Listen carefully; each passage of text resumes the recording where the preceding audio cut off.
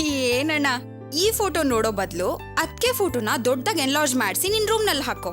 ಯಾವಾಗ್ಲೂ ನೋಡ್ತಾ ಇರ್ಬೋದು. ಸುಮ್ನಿರೋ, ನಾನು ಈ ಫೋಟೋನ ಹುಡುಕ್ ನೋಡ್ತಾ ಇಲ್ಲ. ನನ್ನ ಬೈಕ್ ಇನ್ಸೂರೆನ್ಸ್ ಎಕ್ಸ್ಪೈರ್ ಆಗಿತ್ತು, ಅದನ್ನ ರಿನ್ಯೂವಲ್ ಮಾಡ್ಸೋಣ ಅಂತ ಒರಿಜಿನಲ್ ಡಾಕ್ಯುಮೆಂಟ್ಸ್ನ ಹುಡುಕ್ತಾ ಇದ್ದೆ. ಆಗ ಈ ಫೋಟೋ ಸಿಕ್ತು, ಅದಕ್ಕೆ ಸುಮ್ಮನೆ ನೋಡ್ತಾ ಇದ್ದೆ. ಸರಿ ಸರಿ, ನಿನ್ನ ನೀನು ಸಮರ್ಥಿಸ್ಕೋಬೇಡ. ನೋಡ್ತಾ ಇದ್ದಿದ್ದು ಅದಕ್ಕೆ ಫೋಟೋ ತಾನೇ.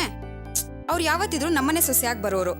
ಸೊ ಅವ್ರ ಫೋಟೋ ನಾನು ಇನ್ ರೂಮಲ್ಲಿ ಹಾಕೊಂಡ್ರೆ ತಪ್ಪೇನೂ ಇಲ್ಲ. ಏಯ್, ನೀನ್ ಬೇರೆ. ಅಮ್ಮ ನನಗೆ ಶ್ರೀಮಂತರ ಮನೆ ಹುಡುಗಿ ಜೊತೆ ಮದುವೆ ಮಾಡ್ಬೇಕು ಅಂತ ಓಡಾಡ್ತಾ ಇದ್ದಾರೆ. ಅದಕ್ಕೆ ಹತ್ರ ಸವಾಲಾಕಿ ಅದೇ ಹುಡುಗಿ ಜೊತೆ ಮದುವೆ ಮಾಡಿಸ್ಬೇಕು ಅಂತ ತುದಿಗಾಲ ನಿಂತಿದ್ದಾರೆ. ನೀನ್ ನೋಡಿದ್ರೆ ಈ ಫೋಟೋನ ದೊಡ್ಡದಾಗಿ ಮಾಡಿಸಿ ರೂಮಲ್ಲಿ ಹಾಕೋ ಅಂತ ಹೇಳ್ತಾ ಇದೀಯಾ. ನೀನ್ ಕೊಡೋ ಐಡಿಯಾ ನೋಡಿದ್ರೆ ಈ ಫೋಟೋನ ನೇತಾಕೋದಲ್ಲ, ನನ್ನನ್ನೇ ನಾನು ನೇತಾಕೋಬೇಕಾಗತ್ತೆ. ಇಲ್ಲಿ ನೋಡೋಣ, ಯಾವತ್ತಿದ್ರು ಅದಕ್ಕೆ ವಿಷಯ ಅಮ್ಮಂಗೆ ಗೊತ್ತಾಗ್ಲೇಬೇಕು. ನೀನಂತೂ ಊರ್ನಲ್ಲಿರೋರ್ಗೆಲ್ಲ ಕಳ್ ಮದ್ವೆ ಮಾಡಿಸ್ತೀಯಾ ಅಂದ್ರೆ ನಿನ್ ಮದ್ವೆನೂ ಮನೆಯವ್ರಿಗೆ ಯಾರಿಗೂ ಗೊತ್ತಿಲ್ದಂಗ್ ಮಾಡ್ಸಕ್ಕಾಗತ್ತಾ? ಏಯ್, ಮತ್ತೆ ಮತ್ತೆ ಅದೇ ಮಾತು ಹೇಳ್ತಾ ಇದೀಯಾ.